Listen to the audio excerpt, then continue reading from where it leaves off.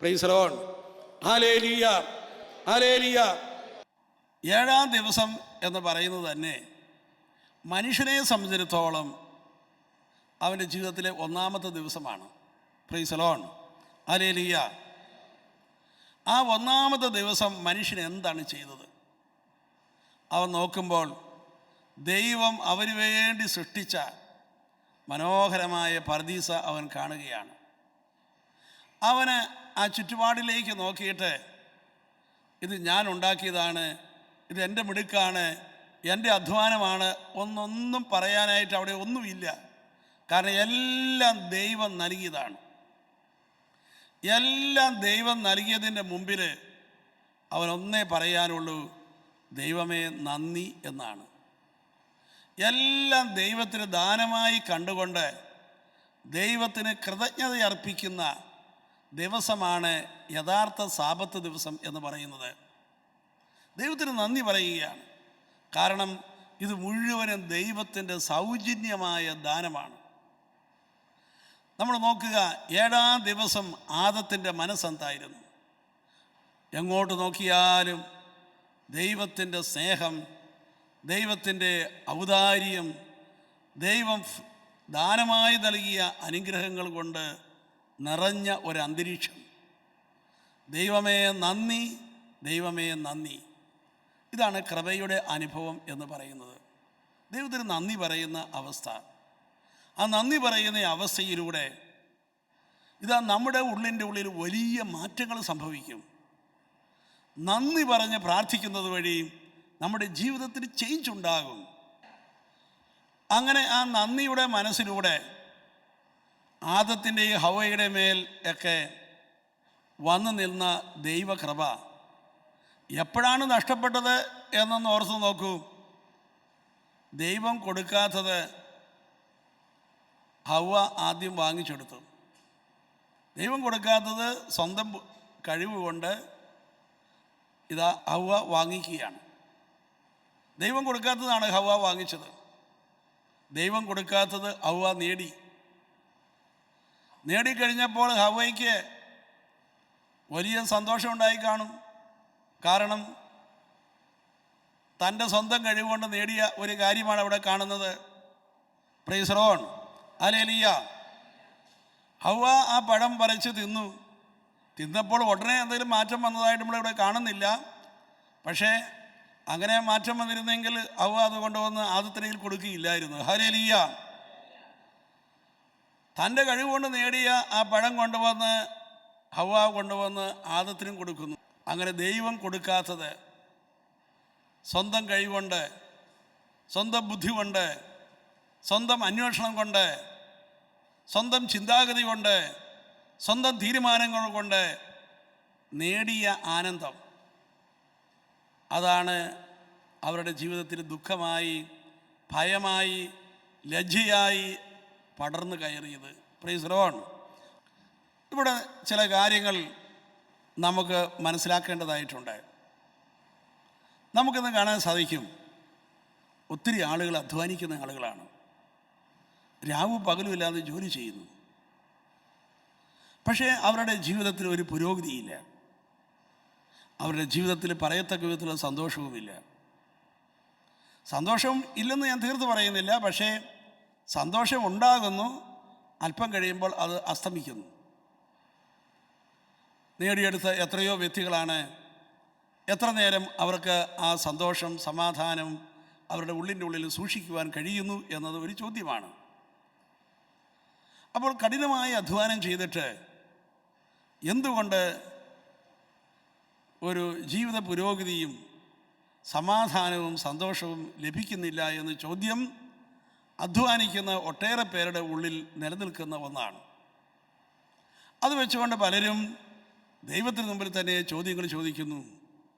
ഞാൻ മാന്യമായും അധ്വാനിച്ചും എൻ്റെ വേർപ്പ് തുള്ളി കൊണ്ടും ജീവിച്ചിട്ട് എന്തുകൊണ്ടാണ് എനിക്ക് ഒരു സമാധാനവും സന്തോഷവും പുരോഗതിയും ഇല്ലാത്തത്? ഞാൻ പലപ്പോഴും ചിന്തിക്കുന്ന ഒരു കാര്യമാണ്, ധൂർത്തപുത്രൻ്റെ കയ്യിൽ നിന്ന് സമ്പത്തെല്ലാം പോയി കഴിഞ്ഞപ്പോൾ അവൻ ആരുടെയും പിടിച്ചു പറിക്കാനായിട്ട് പോയില്ല, അവൻ തട്ടിപ്പറിക്കാനായിട്ട് പോയില്ല. ഒരു വളഞ്ഞ വഴിയിലൂടെ പിന്നെ പണം ഉണ്ടാക്കാൻ അവൻ പോയില്ല. അവൻ ചെയ്തത് പന്നിക്കൂട്ടിൽ ചെന്നിരുന്ന് അധ്വാനിക്കാനായിട്ടാണ്. ലോകത്തിന് മുമ്പിൽ നോക്കിയാൽ അത് വലിയൊരു മൂല്യമാണ്. അധ്വാനിച്ച് ജീവിക്കുന്നു, അഭിമാനകരമായൊരു ജീവിതം. പക്ഷേ ആ ജീവിതത്തെ ദൈവം ആശീർവദിച്ചതായി കാണുന്നില്ല. ഇവിടെ എന്താണ്? അധ്വാനിക്കുന്നത് തെറ്റാണോ? അല്ല. നമുക്ക് തന്നെ നമ്മുടെ ജീവിതത്തിലേക്ക് തിരിഞ്ഞു നോക്കാം. നമ്മൾ കഠിനമായി അധ്വാനിക്കുന്നു. എന്ത് ഓർമ്മയായിരിക്കും അത് നമ്മുടെ തലച്ചോറിൽ ഉണ്ടാക്കുക? നമ്മുടെ അധ്വാനത്തിൻ്റെ ആ വേദനയും അധ്വാനത്തിൻ്റെ ക്ലേശവും നമ്മുടെ തലച്ചോറിൽ പതിയുന്നു. അതോടുകൂടി ഞാൻ അധ്വാനിച്ചത് അത് എൻ്റെ മിടുക്കുകൊണ്ട് ഞാൻ ഉണ്ടാക്കിയതാണ് എന്ന കാര്യം നമ്മുടെ തലയിൽ പതിയുന്നു. ഇതിൽ നിന്നാണ് നമ്മുടെ ഉള്ളിലെ ആ ഞാൻ എന്ന ഭാവം വളരാൻ തുടങ്ങുന്നത്. ഇവിടെ നമ്മുടെ സ്വാർത്ഥത വളരുകയാണ്. പ്രിയപ്പെട്ടവരെയും, ഞാൻ എന്ന ഭാവം വളരുന്നു. ഞാൻ എന്തെങ്കിലും ബുദ്ധിമുട്ടിയിട്ടുണ്ടെങ്കിൽ, ഞാൻ എന്തെങ്കിലും അധ്വാനിച്ചിട്ടുണ്ടെങ്കിൽ എൻ്റെ മനസ്സ് അത് പ്രതിഫലത്തിനായിട്ട് ദാഹിക്കുന്നു. നമ്മൾ ഒത്തിരി ചുറ്റുപാടുകളിലേക്ക് ഡിമാൻഡുകൾ വയ്ക്കുന്ന വ്യക്തിയാണ്. അതുതന്നെ നമ്മുടെ സമാധാനത്തെ നശിപ്പിക്കും. നമ്മൾ വയ്ക്കുന്ന ഡിമാൻഡുകളൊക്കെ നമ്മൾ വിചാരിക്കുന്ന പോലെ ചുറ്റുപാടുകളിൽ നിന്ന് ഒരിക്കലും സാധിച്ചു കിട്ടുകയില്ല. കുടുംബത്തിൽ തന്നെയാണെങ്കിലും ഏറ്റവും കൂടുതൽ അധ്വാനിക്കുന്ന ആളുകൾ വീട്ടിൽ ഡിമാൻഡുകൾ വയ്ക്കും. കാരണം ഞാൻ അധ്വാനിക്കുന്നു, ഞാൻ കഷ്ടപ്പെടുന്നു, നിങ്ങളെന്തുകൊണ്ട് എന്നെ പരിഗണിക്കുന്നില്ല, നിങ്ങളെന്തുകൊണ്ട് എന്നെ വേണ്ട വിധത്തിൽ അംഗീകരിക്കുന്നില്ല? ഈ രീതിയിലുള്ള ഒരു എതിർ ചോദ്യം നമ്മുടെ മനസ്സിൽ നിന്ന് ഉയരും. ഇപ്പോൾ ഒരമ്മ കുഞ്ഞിനെ വളർത്തുന്നു. ആ കുഞ്ഞ് വളർത്തുന്ന കാലഘട്ടത്തിൽ ആ കൈക്കുഞ്ഞിനെ എടുത്തു നടക്കുമ്പോൾ അമ്മയുടെ സേവനം ഒരു നിസ്വാർത്ഥ സേവനമായി നമുക്ക് തോന്നും. പക്ഷേ പ്രായാധിക്യത്തിലേക്ക് ഈ അമ്മ വരുമ്പോൾ തീർച്ചയായിട്ടും മക്കളിൽ നിന്ന് പ്രതിഫലം തേടാൻ തുടങ്ങും. അവർ വന്നില്ലല്ലോ, തിരിഞ്ഞു നോക്കിയില്ലല്ലോ, എന്നെ അന്വേഷിച്ചില്ലല്ലോ, ഈ ചോദ്യം അവരുടെ ഉള്ളിലുണ്ടാവും. Praise Lord, hallelujah. അതോടുകൂടി എന്ത് സംഭവിക്കുന്നു? ഞാൻ അധ്വാനിച്ച്, ഞാൻ വളരെയധികം കഷ്ടപ്പെട്ട് എൻ്റെ കുഞ്ഞുങ്ങളെ വളർത്തിയ ആ സന്തോഷമെല്ലാം പോകാൻ തുടങ്ങുന്നു. Hallelujah, hallelujah.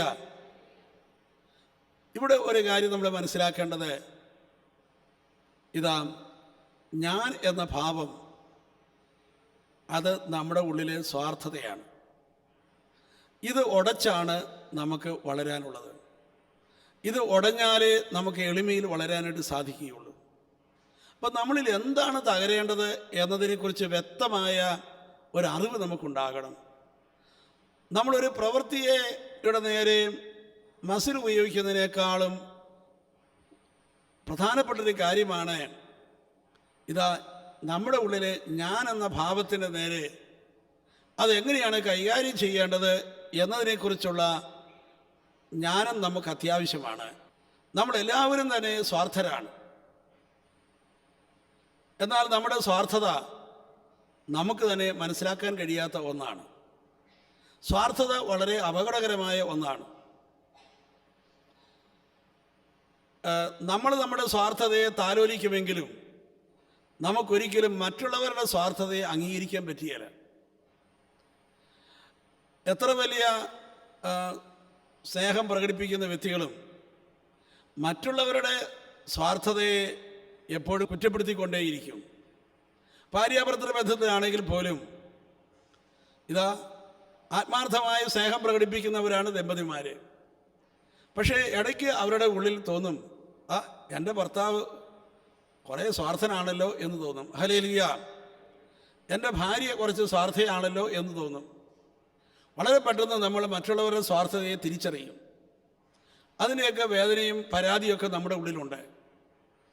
നമ്മുടെ ഉള്ളിലും ഇതേ കാര്യം തന്നെയാണ് നിലനിൽക്കുന്നത്, സ്വാർത്ഥത. പക്ഷേ അതിന് പ്രവർത്തനം എങ്ങനെയാണ് എന്ന് നമുക്ക് തന്നെ ചിന്തിക്കാനായിട്ട് സാധ്യമല്ല. പലപ്പോഴും അത് പ്രവൃത്തികളിലൂടെയാണ് അത് വെളിപ്പെടുന്നത്. അപ്പോൾ നമ്മുടെ ഓരോ പാപപ്രവൃത്തികളും നമ്മളോട് പറയുന്ന ഒരു കാര്യമുണ്ട്.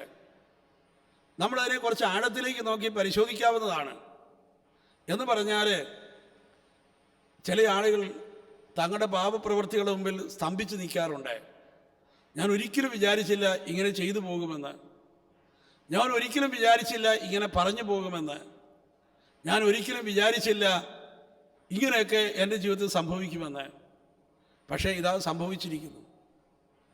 പൗലോസ്ലീഹ പറയുന്നത് പോലെ, ഞാൻ ആഗ്രഹിക്കാത്ത തിന്മയാണ് ചെയ്തു പോകുന്നത്. അങ്ങനെയൊന്നും ഞാൻ വിചാരിച്ചില്ല. ഇതാണ് നമുക്ക് പലപ്പോഴും നമ്മുടെ പാപപ്രവൃത്തിയെക്കുറിച്ച് ഓരോ വ്യക്തിക്കും പറയുവാനുള്ളത്. ഞാൻ ഇത്രയ്ക്ക് മോശമാകുമെന്ന് ഞാൻ വിചാരിച്ചില്ല. ഇങ്ങനൊരു പ്രവൃത്തി ഞാൻ ചെയ്യുമെന്ന് ഞാൻ വിചാരിച്ചില്ല. ഇതാണ് നമുക്ക് നമ്മളെക്കുറിച്ച് പറയാനുള്ളത്. എന്താണ് അതിൻ്റെ അർത്ഥം?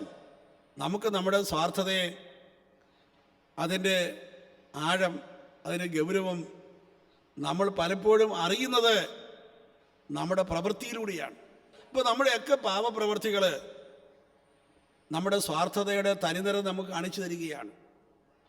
ഒരുപക്ഷെ നമുക്ക് നമ്മളെക്കുറിച്ച് ഒന്നും കൂടി ആഴത്തിൽ നമ്മൾ മനസ്സിലാക്കുന്ന ഒരു വേദി കൂടിയാണ് നമ്മുടെ ജീവിതത്തിലെ വീഴ്ചകൾ. നമ്മൾ പലരെയും ഉപദേശിക്കുന്ന ആളുകളാണ്. പക്ഷെ നമ്മുടെ ഓരോരുത്തരുടെയും ജീവിതത്തിലെ ചില പ്രത്യേകമായ സന്ദർഭങ്ങളിൽ നമ്മൾ പറയുകയും പ്രവർത്തിക്കുകയും ചെയ്യുന്ന കാര്യങ്ങൾ നീ ആരാണ് എന്ന് നിന്നോട് പറയുന്നു. അത് നമ്മൾ നമ്മുടെ സ്വാർത്ഥതയെ അംഗീകരിക്കാൻ നീ ആരാണ് എന്ന് അത് വെളിപ്പെടുത്തി തരികയാണ്. പക്ഷേ അപ്പോഴും നമ്മൾ പലപ്പോഴും അംഗീകരിക്കുകയില്ല. ഇപ്പോൾ ചില ലഹരിക്കൊക്കെ അടിപ്പെട്ടു പോയ ആളുകളോട് ഞാൻ സംസാരിക്കാറുണ്ട്. അവർ പറയുന്നത്, ആ സാഹചര്യം വന്നപ്പോൾ ഞാൻ ഇച്ചിരി ഓവറായിട്ട് പോയി, എത്രയേ ഉള്ളൂ. നീ മനസ്സിലാക്കണം, നീ വീണു പോകുന്ന വ്യക്തിയാണ്. നിൻ്റെ ഉള്ളിൽ സ്വാർത്ഥതയുണ്ട്. അതുകൊണ്ട് ആ സ്വാർത്ഥത അപകടകാരിയാണ്. അത് ഞാൻ കൈകാര്യം ചെയ്തേ പറ്റുകയുള്ളൂ. നീ വിചാരിക്കുന്ന പോലെയല്ല. നീ വിചാരിക്കുന്നതിനേക്കാൾ വളരെ ഗൗരവമുള്ള ഒന്നാണ് നിൻ്റെ സ്വാർത്ഥത. നമുക്ക് നോക്കാം, ബൈബിളിലെ കായേലും ആബേലിൻ്റെയും കാര്യം ഒന്ന് എടുത്തു നോക്കൂ. സ്വന്തം സഹോദരന്മാരാണ്, ഒരേ രക്തമാണ്, ഒരേ മാതാപിതാക്കന്മാരാണ്.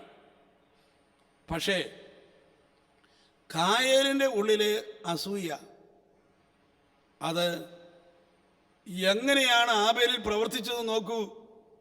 ആബേലിനെ കായേൽ കൊന്നു. കായേൽ ഒരുപക്ഷെ മനസ്സിലാദ്യം വിചാരിച്ച് കാണുകയില്ല, എൻ്റെ അസൂയ എന്നെക്കൊണ്ട് ഇത് ചെയ്യിപ്പിക്കുമെന്ന്. ഇതല്ല, ഇതിനപ്പുറം അസൂയ ചെയ്യിപ്പിക്കും. ദൈവം അതിനു മുമ്പ് തന്നെ ഒരു മുന്നറിയിപ്പ് കൊടുത്തു. ദേ, എന്താ നിന്റെ മുഖം ഇങ്ങനെ ഇരിക്കുന്നത്? അവൻ്റെ ഉള്ളിലെ ആ സ്വാർത്ഥതയെക്കുറിച്ച് ദൈവം ഒരു ചെറിയൊരു സൂചന, ഒരു മുന്നറിയിപ്പ് അവർ കൊടുത്തു. പക്ഷേ കായേൽ അത് കൂട്ടാക്കിയില്ല. പ്രിയപ്പെട്ടവരെയും, നമ്മുടെ ഉള്ളിലുള്ള ഈ സ്വാർത്ഥത ഓരോ സാഹചര്യങ്ങൾ വരുമ്പോൾ അത് എത്ര നീചവും ഭീകരവുമായ രീതിയിലാണ് പ്രവർത്തിക്കുന്നതെന്ന് നമുക്ക് ചിന്തിക്കാൻ പോലും സാധ്യമല്ല. അങ്ങനെയുള്ളൊരു സ്വാർത്ഥത നമ്മുടെ എല്ലാവരുടെയും ഉള്ളിൽ ഇരിപ്പുണ്ട്. ചില ആളുകൾക്ക് ചില സാഹചര്യങ്ങൾ വന്നതുകൊണ്ട് അവർക്ക് അവരുടെ സ്വാർത്ഥതയുടെ ആഴം മനസ്സിലാക്കാൻ കഴിഞ്ഞു. വേറെ ചില ആളുകൾക്ക് അങ്ങനെ വലിയ സാഹചര്യങ്ങളൊന്നും ഉണ്ടാകാത്തത് കൊണ്ട് അവർക്ക് ആ രീതിയിലുള്ള പ്രവൃത്തികൾ ഉണ്ടായില്ല എന്ന് മാത്രമേ ഉള്ളൂ. പക്ഷേ സ്വാർത്ഥത തന്നെയാണ്. ഹല്ലേലൂയ. എല്ലാ മനുഷ്യരും പാപികളാണ്. എല്ലാ മനുഷ്യരും സ്വാർത്ഥരാണ്. ഞാൻ എന്തുമാത്രം സ്വാർത്ഥനാണ്, നമ്മളത് അംഗീകരിക്കാൻ വളരെ ബുദ്ധിമുട്ടാണ്. പക്ഷേ ദൈവം തന്നെ അത് നമുക്ക് കാണിച്ചു തരുന്നു. എന്ന് പറഞ്ഞാൽ ഇതാ നമ്മുടെ പല വീഴ്ചകളിലൂടെയും ദൈവം നമുക്കത് മനസ്സിലാക്കി തരുന്നു. ഒരിക്കലൊരു സഹോദരി എന്നെ കാണുവാനായിട്ട് വന്നപ്പോൾ എന്നോടൊരു കാര്യം പറഞ്ഞു. അച്ഛൻ വലിയ കാര്യമായി കരുതുന്ന ഇന്ന വ്യക്തിയുണ്ടല്ലോ, അയാൾ പുറത്ത് വലിയ പുണ്യവാളനൊക്കെയാണ്. ഞാനൊന്നും വിശദീകരിച്ച് പറയുന്നില്ല. അയാളുടെ ഈ പല പ്രവൃത്തികളും ഇതൊക്കെ ഒരു നാട്യമാണ്. വീട്ടിലിരിക്കുന്ന എനിക്കല്ലേ കാര്യങ്ങൾ മനസ്സിലാകുകയുള്ളൂ. Praise the lord. ഹല്ലേലൂയ. നമ്മൾ ഓരോ വ്യക്തിയുമായിട്ട് അടുക്കുമ്പോഴാണ് ഇതാ നമ്മുടെ ഉള്ളിലെ സ്വാർത്ഥത അവർക്ക് മനസ്സിലാവും. ഒരു പ്രവൃത്തി ഉണ്ടാകുമ്പോൾ നമുക്ക് മനസ്സിലാവും. പക്ഷേ നമ്മളത് അക്സെപ്റ്റ് ചെയ്യില്ല. നമ്മൾ പറയും അത് അങ്ങ് പെട്ടെന്ന് സംഭവിച്ചു പോയതാണ്, അത് എൻ്റെ നിയന്ത്രണം വിട്ടുപോയതാണ് എന്നൊക്കെ നമ്മളങ്ങ് പറയുകയാണ് ചെയ്യുക. നമ്മളങ്ങനെ പറഞ്ഞു ഒഴിയാനുള്ള ഒന്നല്ലത്. നമ്മുടെ ഉള്ളിൽ സ്വാർത്ഥതയുണ്ട്. നമ്മൾ ഈ സ്വാർത്ഥതയെ കൈകാര്യം ചെയ്യണം. എങ്കിൽ മാത്രമാണ് നമുക്ക് അവയുടെ മേൽ നമുക്ക് ആത്മീയമായിട്ട് വളരാൻ സാധിക്കുകയുള്ളൂ. നമ്മുടെ സ്വാർത്ഥത നമ്മളെ ആധ്യാത്മികപരമായി തളർത്തുന്നു. നമ്മൾ സ്വാർത്ഥതയെ കൈകാര്യം ചെയ്യുന്ന വഴി നമ്മൾ ആത്മീയമായിട്ട് വളരുന്നു. അതുകൊണ്ട് ചില പാപപ്രവർത്തികൾ കൈകാര്യം ചെയ്യുവാൻ വേണ്ടി ബലം പിടിക്കുമ്പോൾ അത് പരാജയപ്പെടുന്നത് നമ്മൾ തിരിച്ചറിയുന്നു. പക്ഷേ അങ്ങനെ തിരിച്ചറിയുമ്പോൾ നമ്മൾ മനസ്സിലാക്കണം, ഞാൻ ഈ പ്രവൃത്തിയല്ല ഇപ്പോൾ കൈകാര്യം ചെയ്യേണ്ടത്. എൻ്റെ ഉള്ളിലെ സ്വാർത്ഥതയാണ് ഞാൻ കൈകാര്യം ചെയ്യേണ്ടത്. Hallelujah, hallelujah. പ്രിയപ്പെട്ടവരെ, മരണം വരെയും ഈ സ്വാർത്ഥത നമ്മുടെ ജീവിതത്തിലുണ്ട്. എല്ലാ മനുഷ്യരും പാപികളാണ്. എല്ലാ മനുഷ്യനും ഈ സ്വാർത്ഥതയുണ്ട്. പക്ഷേ ഈ സ്വാർത്ഥതയെ നമുക്ക് വിശുദ്ധീകരിക്കാനായിട്ട് കഴിയും. വിശുദ്ധീകരിക്കുക എന്നതാണ് നമ്മുടെയൊക്കെ ധർമ്മം. എങ്ങനെയാണ് അത് വിശുദ്ധീകരിക്കപ്പെടുന്നത്? അങ്ങനെ നമ്മുടെ സ്വാർത്ഥതയെ വിശുദ്ധീകരിക്കുവാൻ നമ്മെ സഹായിക്കുന്ന ഏറ്റവും പ്രധാനപ്പെട്ട ഒന്നാണ് നന്ദി പ്രാർത്ഥന എന്നത്. നന്ദി പ്രാർത്ഥന എന്നത് നന്ദിയുടെ മനോഭാവത്തിൽ നിന്ന് വിടരുന്ന ഒന്നാണ്. അത് വെറും ഒരു നന്ദി പറച്ചിലല്ല. നമ്മുടെ ഉള്ളു മുഴുവനും നന്ദിയുടെ മനോഭാവം കൊണ്ട് നിറഞ്ഞ് അത് കവിഞ്ഞൊഴുകുന്ന ഒന്നാണ് നന്ദി പ്രാർത്ഥന. നന്ദിയുടെ വികാരം കൊണ്ട് നിറഞ്ഞിട്ട് അത് കവിഞ്ഞൊഴുകണം. അപ്പോൾ നമുക്ക് മനസ്സിലാക്കാം, അധ്വാനിക്കുന്ന വ്യക്തികൾ അവരുടെ തലച്ചോറ് അവരുടെ മുമ്പിൽ എപ്പോഴും അവരുടെ അധ്വാനത്തിൻ്റെ ആ ഓർമ്മ കൊണ്ടുവന്ന് അവരോട് പറയും, നീ കഷ്ടപ്പെട്ടു, നീ അധ്വാനിച്ചു, ഇത് നീ ഉണ്ടാക്കിയതാണ്, ഇത് നിൻ്റേതാണ്, ഇത് നിന്നോട് പറഞ്ഞുകൊണ്ടിരിക്കും. അങ്ങനെ നീ പറയും തോറും നമ്മൾ ഞാനെന്ന ഭാവത്തിൽ എൻ്റെ മിടുക്ക്, എൻ്റെ സാമർഥ്യം, എൻ്റെ കഴിവ്, നമ്മൾ അതിൽ ആഴപ്പെടുകയാണ്. നമ്മളിലെ സ്വാർത്ഥത വളരുകയാണ്. Hallelujah, hallelujah.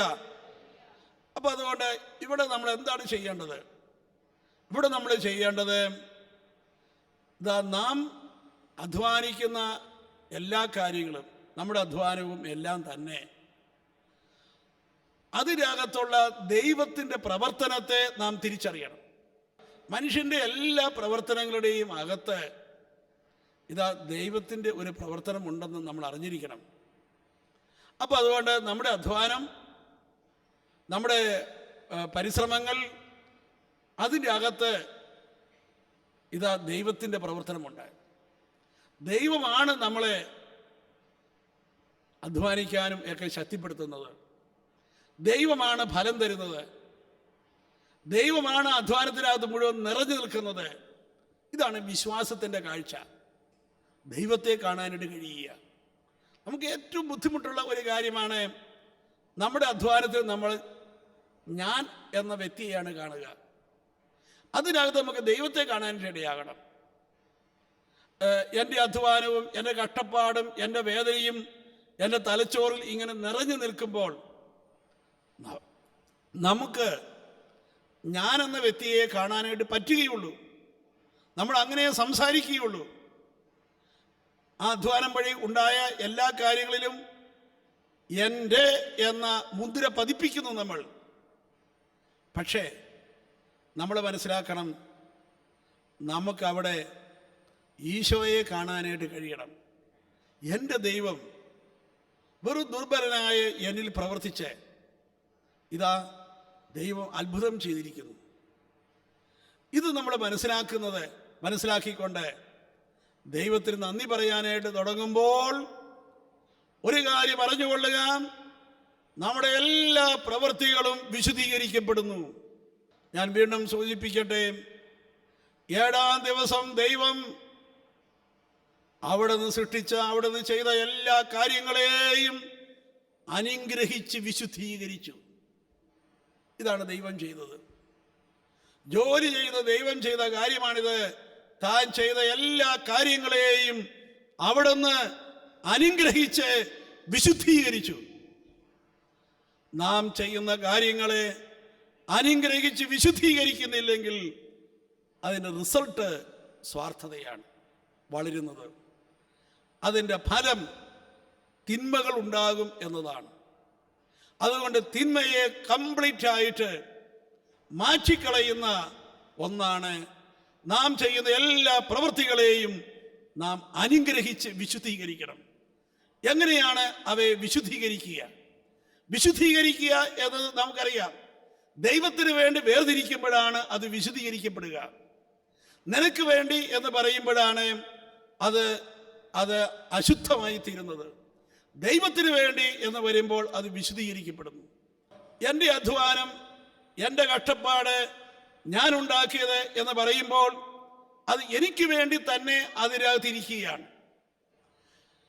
പ്രിയപ്പെട്ടവരെ, അത് ദൈവത്തിന് വേണ്ടി എന്ന് വരുമ്പോഴാണ് നമുക്ക് എല്ലാവർക്കും വിളമ്പാനായിട്ട് അത് സാധിക്കുക.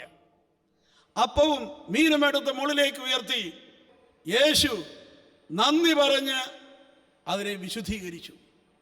ആശീർവദിച്ചു എന്നൊക്കെ പറയുമ്പോഴേക്കും അതിനർത്ഥം വിശുദ്ധീകരിച്ചു എന്ന് തന്നെയാണ്. നമ്മൾ ചെയ്യുന്ന എല്ലാ കാര്യങ്ങളും വിശുദ്ധീകരിക്കപ്പെടണം.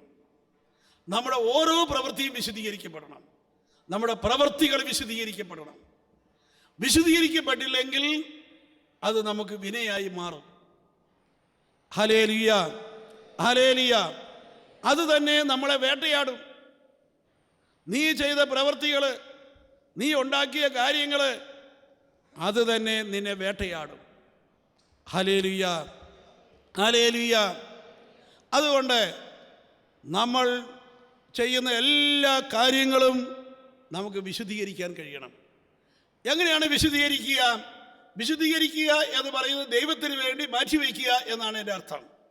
ദൈവത്തിന് വേണ്ടി മാറ്റിവെക്കുക എന്ന് പറയുന്നത് അതൊരു ബലിയർപ്പണമാണ്. ഹല്ലേലൂയ. ദൈവത്തിന് വേണ്ടി മാറ്റിവെക്കുന്നു, അൾത്താരയിൽ വയ്ക്കുന്നു, ബലിപീഠത്തിൽ വയ്ക്കുന്നു, ദൈവത്തിന് കൊടുക്കുന്നത് അങ്ങനെയാണ്. അപ്പം ദൈവത്തിന് വേണ്ടി കൊടുക്കുക എന്ന് പറഞ്ഞാൽ അതൊരു ബലിയർപ്പണമാണ്. ബലിയായിട്ട് ചെയ്യുക എന്നതാണ് നാം മനസ്സിലാക്കേണ്ടത്. ഹല്ലേലൂയ. അപ്പോൾ നമ്മുടെ അധ്വാനത്തെ മുഴുവനും നമ്മൾ ബലിയാക്കി മാറ്റണം. അതിന് നമ്മൾ വിശുദ്ധീകരിക്കണം. നമ്മൾ അധ്വാനിച്ചു എന്നത് വലിയ കാര്യമാണ്. അപ്പോൾ അതുകൊണ്ട് അതിനെ വിശുദ്ധീകരിക്കുവാനായിട്ട് നമ്മൾ തയ്യാറാകണം. എങ്ങനെയാണ് വിശുദ്ധീകരിക്കുന്നത്? ഇതാ ദൈവത്തിൻ്റെ പക്കലേക്ക് ഉയർത്തി ദൈവത്തിന് നന്ദി പറയുന്നു. ദൈവത്തിന് നന്ദി പറഞ്ഞ് ദൈവത്തിന് കൊടുക്കുക, ദൈവത്തെ മഹത്വപ്പെടുത്തുക, ദൈവത്തിൻ്റെ കരങ്ങളിലേക്ക് അതിനെ ഏൽപ്പിക്കുക, ദൈവത്തിന് സമർപ്പിക്കുക. നമ്മുടെ എല്ലാ ദിവസത്തെയും മുഴുവൻ പ്രവർത്തനങ്ങളെയും വിശുദ്ധീകരിക്കുവാനായിട്ട് നമ്മൾ തയ്യാറാകണം. Price the lord. Hallelujah, hallelujah.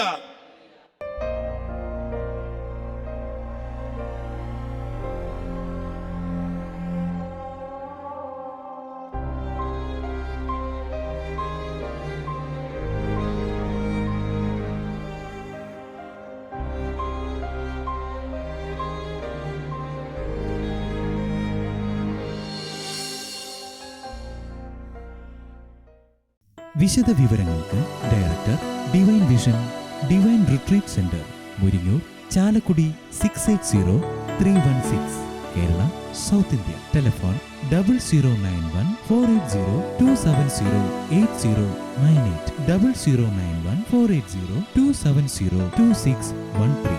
Fax 0091 480 270 8097.